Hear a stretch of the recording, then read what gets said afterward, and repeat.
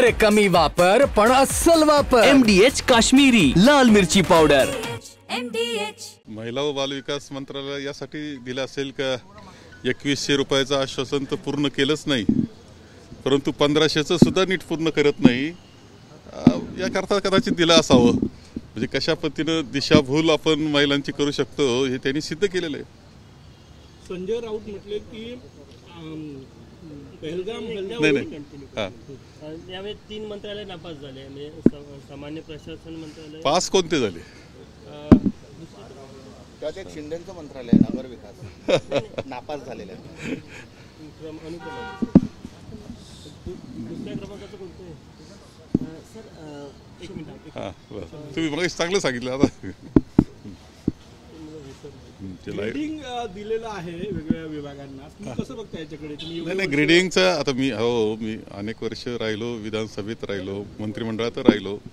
Grading देण्याचे निकष काय हे तपासले पाहिजे. खरं म्हणजे सगळ्या विभागावर सर्व आघाडीवर अपयशी ठरलेलं हे सरकार आहे.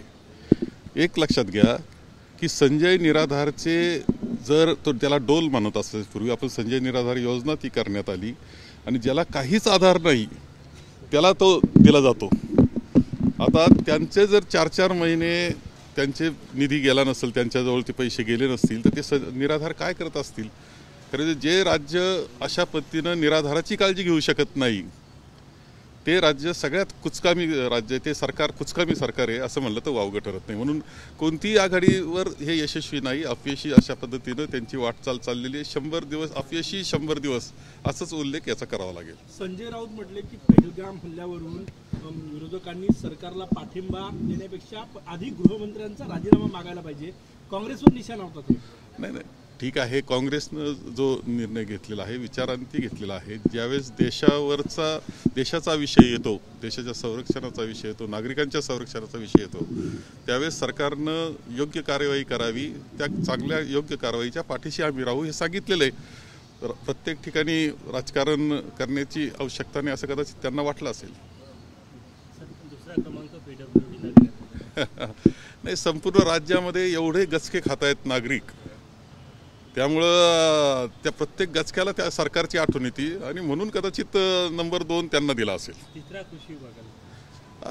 विमा योजना बंद केली ना, 1 रुपयात विमा योजना घोषणा केली, मतं घेतली लोकांची आणि ती योजना बंद केली. याच्याकरता कृषी विभागाला केलं असेल. शेतकऱ्याच्या विरोधात घेतलेले निर्णय. एसटीची अवस्था पहा, सगळ्या रस्त्यांनी एसट्या बंद पडलेल्या दिसत आहेत. खळखळाट झाला त्या एसट्यांचा. प्रवासी हवालदिल आहेत, एसटीला पगार नाहीत, तिथल्या पगार पूर्ण करू शकत नाही. माझ्या मते निकष त्यांनी चांगलेच लावलेत. म्हणजे फडणवीसांनी हे मंत्र्यांनी ओळखून घ्यायचं की आपल्याला नंबर का दिलेत आणि त्याचा म्हणजे सगळ्यात अपयशी असा उलटा क्रम लावला काय असं वाटून जावं. हो, त्यांचं महान कार्य चाललेलं आहे राज्यामध्ये. भेद कसे निर्माण करता येतील समाजामध्ये एकमेव कार्यक्रम तो करतो. याच्याकरता असेल ते. तुम्ही अनेक वर्ष कृषी मंत्री सुद्धा राहिलेला आहात. खरीप हंगाम जवळ आलेला आहे. शेतकरी अजूनही कर्जमाफीच्या संभ्रमात आहे की कर्जमाफी होईल का, त्यामुळे कर्ज फेडण्याची प्रक्रिया बंद आहे. नवीन कर्जाची केस कशी करायची हा प्रश्न आहे. नाही, खरं म्हणजे तुम्ही निवडणुकीमध्ये आश्वासन देता आणि निवडणुकीचा जुमला म्हणता त्याला. हा शेतकरी इतका अडचणीतून जातोय. तुमचा सोयाबीनचा शेतकरी, कापसाचा शेतकरी, सगळीकडे अडचणी शेतकऱ्याकडे असताना आता पूर्णपणे फळबागांच्या शेतकरी सुद्धा आज अडचणीत आहे. भाजीपाला टोमॅटो फेकून द्यावा लागतोय, कांद्याचे भाव पडलेले आहेत, सगळा शेतकरी हवालदिल आहे आणि अशा वेळेस सरकारनं आधार देणं ही सरकारची जबाबदारी आहे.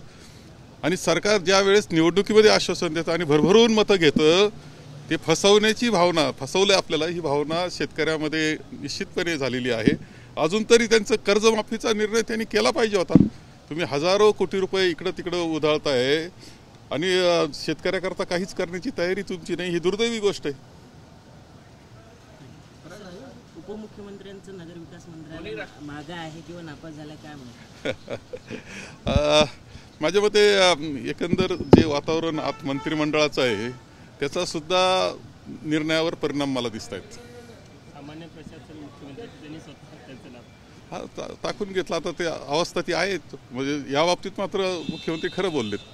राष्ट्रवादीतले दोन्ही गट एकत्र येणार अशा पद्धतीची चर्चा आहे. म्हणजे अजित पवार आणि शरद पवार एकत्र येणार, पण हे अफवा आहे. जोपर्यंत अजित पवार हे महायुतीतून बाहेर पडत नाही तोपर्यंत शक्य होणार नाही. खरं म्हणजे आता दोन्ही पवार तुमच्या कायम संपर्कात आहे, कॅमेऱ्या पुढे आहे, त्यांनाच विचारलं पाहिजे. पण आपल्याला काय वाटतं एकत्र येण्याच्या चर्चा आहे त्या मला माहीत नाही नेमकं काय त्यांचं हे आहे, मला आज तरी सांगता येणार नाही.